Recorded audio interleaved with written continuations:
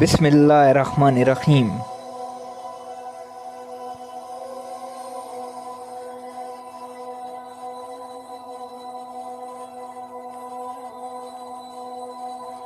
بہقی نے دلائل میں روایت کیا ہے کہ حضرت عبداللہ بن عباس رضی اللہ تعالی عنہ نے ایک رات حضور صلی اللہ علیہ وآلہ وسلم کو خواب میں دیکھا کہ دوپہر کا وقت ہے اور آپ پر پریشانی حائل ہے۔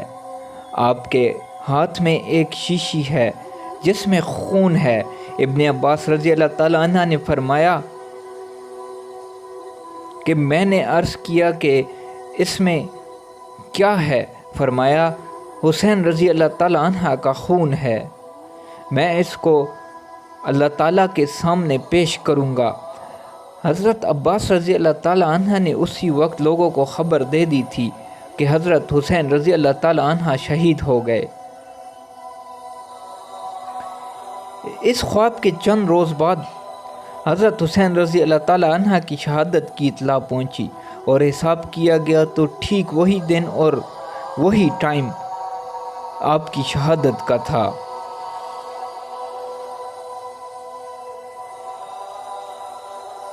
اور ترمذی نے سلمہ سے روایت کی ہے کہ وہ ایک روز سلمہ رضی اللہ تعالی عنہ کے پاس گئیں تو دیکھا کہ وہ رو رہی ہیں۔ میں نے سبب پوچھا تو فرمایا کہ میں نے رسول اللہ صلی اللہ علیہ وآلہ وسلم کو خواب میں اس طرح دیکھا کہ آپ کے سر مبارک اور داڑھی پر مٹی پڑی ہوئی ہے۔ میں نے پوچھا یہ کیا حال ہے؟ فرمایا کہ میں ابھی حسین رضی اللہ تعالی عنہ کے قتل پر موجود تھا۔ ابو نعیم نے دلائل میں حضرت سلمہ رضی اللہ تعالی عنہ سے روایت کیا ہے کہ حضرت حسین رضی اللہ تعالی عنہ کے قتل پر میں نے جنات کو روتے ہوئے دیکھا ہے۔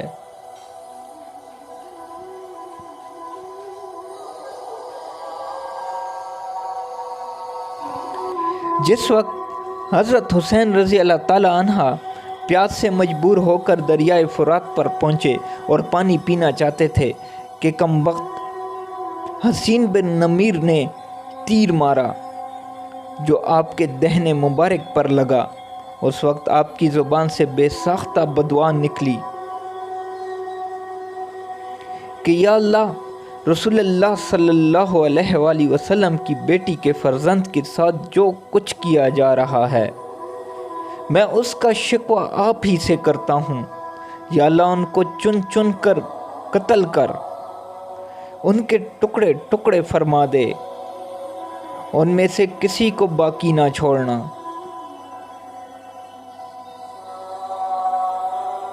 اول تو ایسے مظلوم کی بدعا، پھر سبت رسول اللہ صلی اللہ علیہ وآلہ وسلم، اس کی تو قبولیت میں شعبہ کیا تھا۔ دعا قبول ہوئی اور آخرت سے پہلے دنیا ہی میں ایک ایک کر کے بری طرح مارے گئے۔ امام زیدی رحمۃ اللہ علیہ فرماتے ہیں کہ جو لوگ قتل حسین رضی اللہ تعالی عنہ میں شریک تھے ان میں سے ایک بھی نہیں بچا جس کو آخرت سے پہلے دنیا میں سزا نہ ملی ہو۔ کوئی قتل کیا گیا، کسی کا چہرہ سخت سیاہ ہو گیا یا مسخ ہو گیا، یا چند ہی روز میں ملک و سلطنت چھن گئی، اور ظاہر ہے کہ یہ ان کے اعمال کی اصل سزا نہیں بلکہ اس کا نمونہ ہے جو لوگوں کی عبرت کے لیے دنیا میں دکھایا گیا ہے۔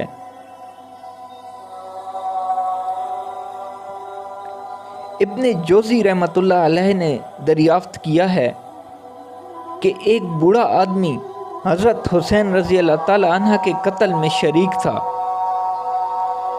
وہ دفعتاً نابینا ہو گیا تو لوگوں نے سبب پوچھا۔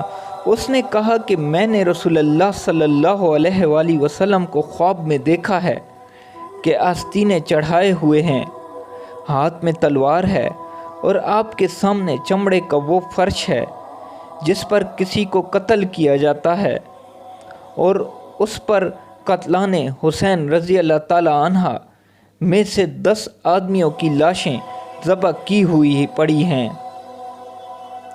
اس کے بعد آپ نے مجھے ڈانٹا اور خون حسین رضی اللہ تعالی عنہ کی ایک سلائی میری آنکھ میں لگا دی۔ میں صبح اٹھا تو اندھا تھا۔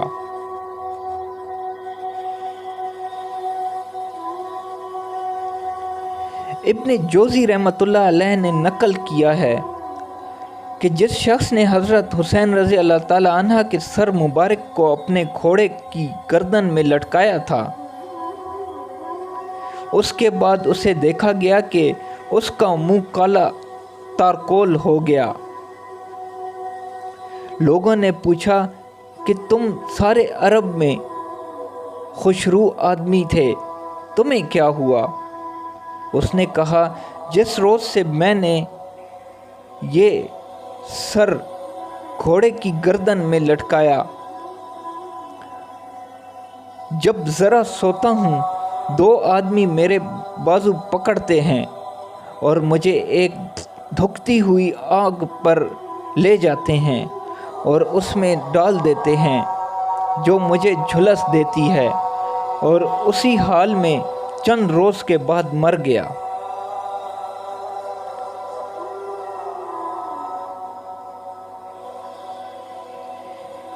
ابن جوزی رحمۃ اللہ علیہ نے نقل کیا ہے کہ انہوں نے ایک شخص کی دعوت کی، مجلس میں یہ ذکر چلا کہ حضرت حسین رضی اللہ تعالی عنہ کے قتل میں جو بھی شریک ہوا اس کو دنیا میں بھی جلد سزا مل گئی۔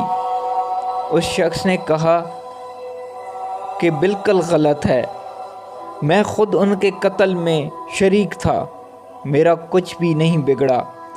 یہ شخص مجلس سے اٹھ کر گھر گیا، جاتے ہی چراغ کی بتی درست کرتے ہوئے اس کے کپڑوں میں آگ لگ گئی اور وہیں جل بھن گر گیا۔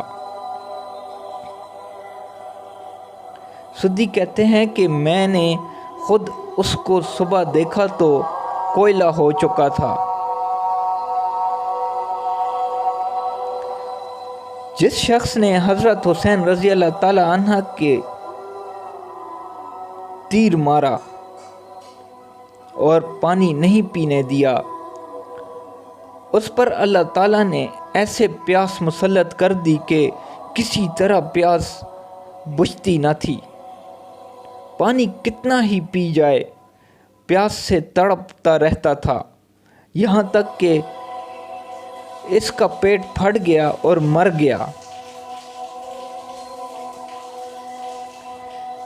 شہادت حسین رضی اللہ تعالی عنہ کے بعد یزید کو بھی ایک دن چین نصیب نہ ہوا۔ تمام اسلامی ممالک میں خون شہداء کا مطالبہ اور بغاوتیں شروع ہو گئی۔ اس کی زندگی اسی کے بعد 2 سال 8 ماہ اور ایک روایت میں 3 سال 8 ماہ سے زائد نہیں۔ دنیا میں بھی اس کو اللہ تعالیٰ نے ذلیل کیا اور اسی ذلت کے ساتھ ہلاک ہو گیا۔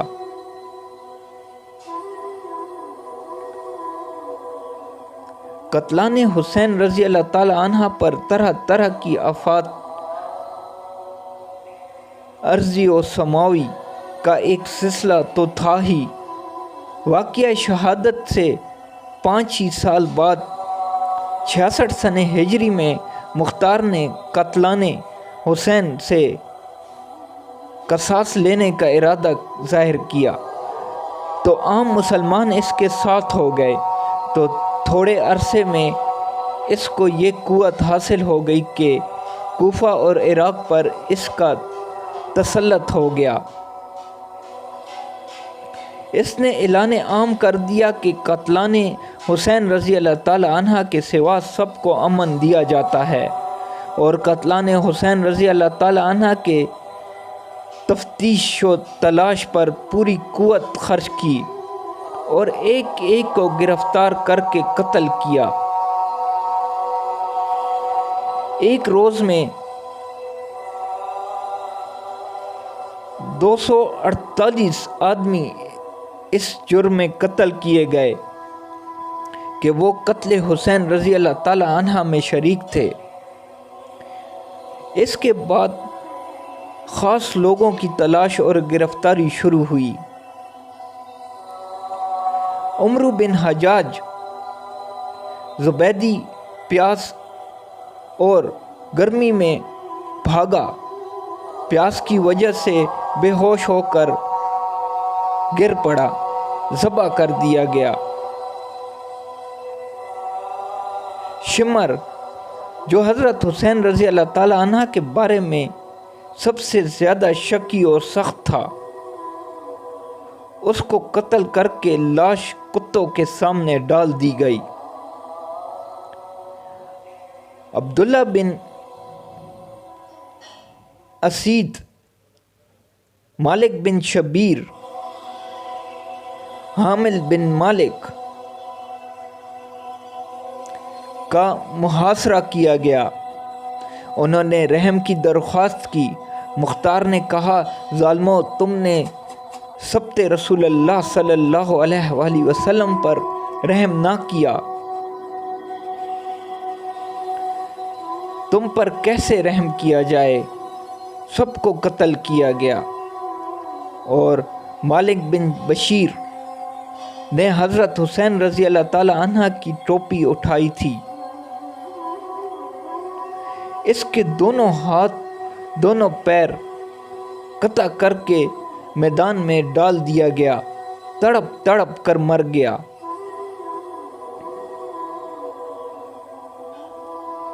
عثمان بن خالد اور بشر بن شمیت نے مسلم بن عقیل رضی اللہ تعالی عنہ کے قتل میں اعانت کی تھی، ان کو قتل کر کے جلا دیا گیا۔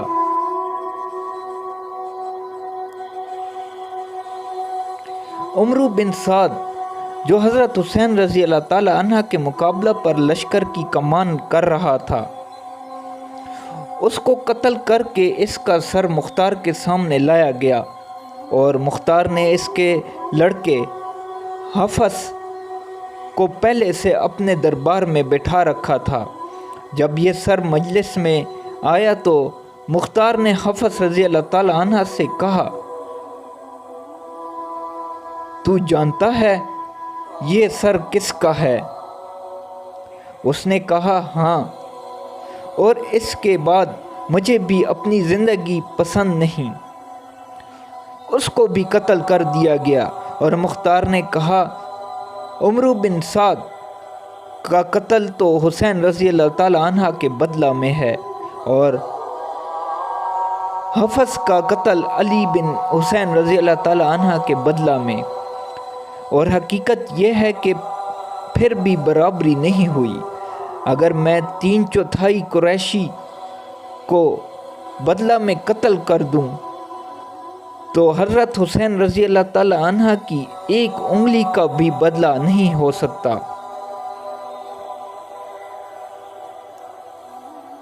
حکیم بن طفیل، جس نے حضرت حسین رضی اللہ تعالی عنہ کو تیر مارا تھا،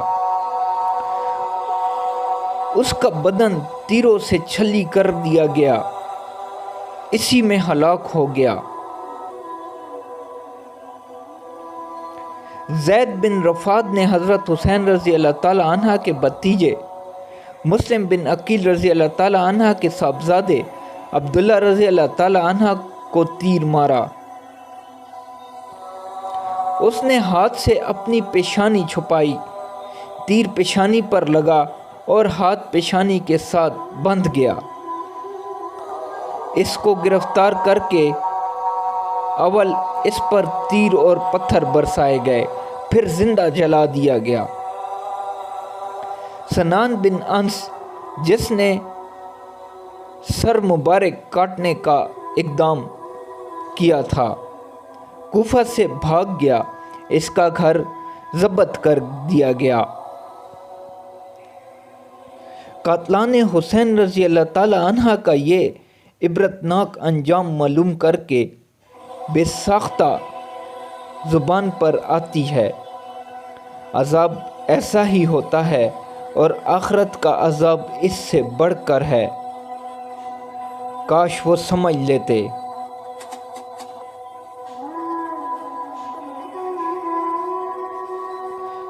واقعہ شہادت کی تفصیل آپ نے سنی، اس میں ظلم و جور کے طوفان دیکھے، ظالموں اور ناخدا ترس لوگوں کا بڑھتا ہوا اقتدار نظر آیا۔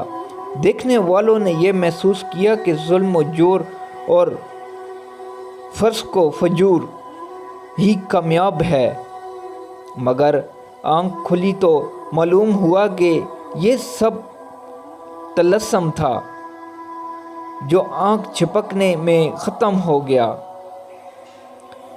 دیکھنے والوں نے آنکھوں سے دیکھ لیا کہ ظلم و جور کو فلاح نہیں، ظالم مظلوم سے زیادہ اپنی جان پر ظلم کرتا ہے، اور یہ کہ جن مظلوموں کو فنا کرنا چاہتا تھا وہ در حقیقت آج تک زندہ ہیں اور قیامت تک زندہ رہیں گے۔ گھر گھر میں ان کا ذکر خیر ہے اور صدیاں گزر گئیں، کروڑوں انسان ان کے نام پر مرتے ہیں اور ان کے نقش قدم پر کی پیروی کو پیام حیات سمجھتے ہیں۔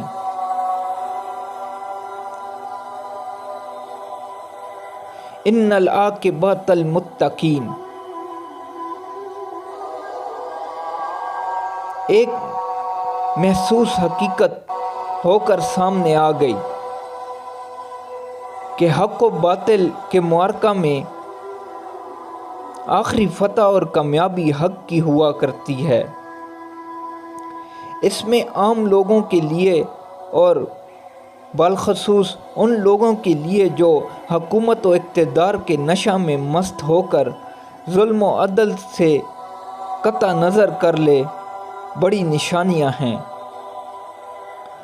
معرکہ حق و باطل میں کسی وقت حق کی آواز دب جائے، اہل حق شکست کھا جائیں، تو یہ بات نہ حق کے حق ہونے کے خلاف ہے، نہ باطل کے باطل ہونے کے منافی۔ دیکھنا انجام کار کا ہے کہ آخر میں حق پر اپنی پوری آب و تاب کے ساتھ کامیاب ہوتا ہے۔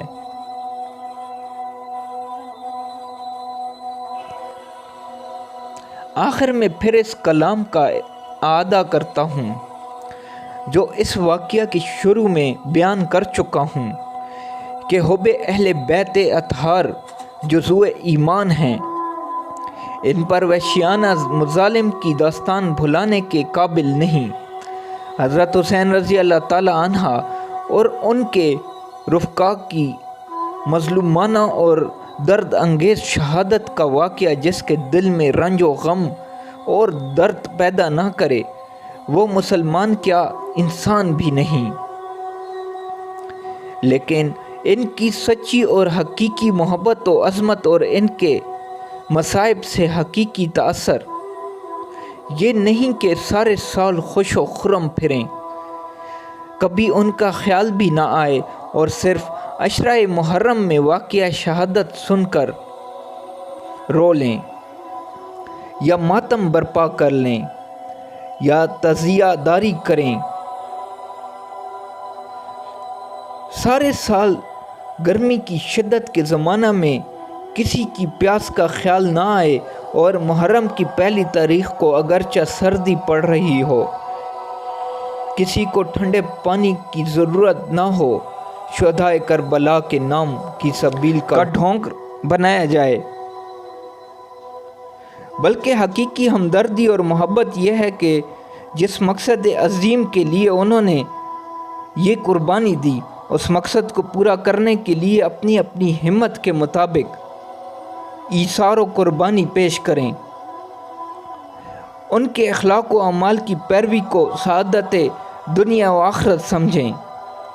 وہ مقصد اگر آپ نے اس واقعہ کو اور اس میں حضرت حسین رضی اللہ تعالی عنہ کے ارشادات اور خطبات کو بغور سنا ہے تو اس کو متعین کرنے میں آپ کو کسی شک و شبہ کی گنجائش نہ ملے گی۔